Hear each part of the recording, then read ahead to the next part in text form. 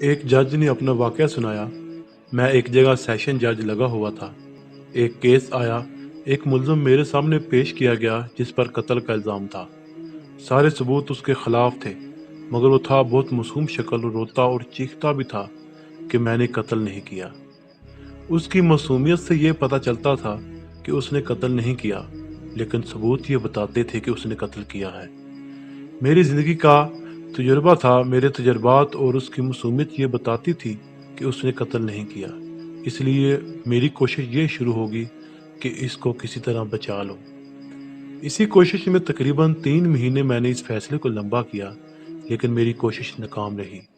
میں سارا دن اس کے بارے میں سوچتا رہتا تھا۔ میری زندگی کا کوئی یہ عجیب فیصلہ تھا۔ آخر کار میں نے اس کو سزائے موت لکھ دی۔ دوسرے دن اس کو سزائے موت ہونی تھی۔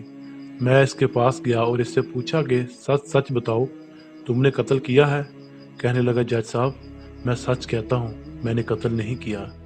میں نے کہا، تم نے کون سا ایسا جرم کیا ہے جس کی تمہیں یہ سزا مل رہی ہے؟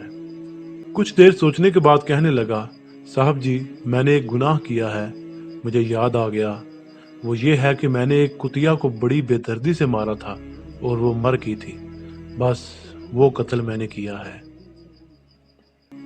میں فوراً چونک پڑا اور اسے کہا، تبھی تو جب سے تمہارا کیس میرے پاس آیا ہے آج 3 مہینے ہو گئے ہیں، روزانہ جب میں گھر جاتا ہوں تو ایک کتیا میرے دروازے پر بیٹھی ہوتی ہے اور چیوں چیوں کرتی ہے اور اپنی زبان میں مجھ سے انصاف کا کہتی ہے۔ جج صاحب نے بتایا کہ دوسرے دن اس شخص کو پھانسی ہوگی، اور مجھے سبق ملا وہ یہ کہ اللہ کی مخلوق پر ظلم کرنے والے کو اللہ ضرور سزا دیتا ہے۔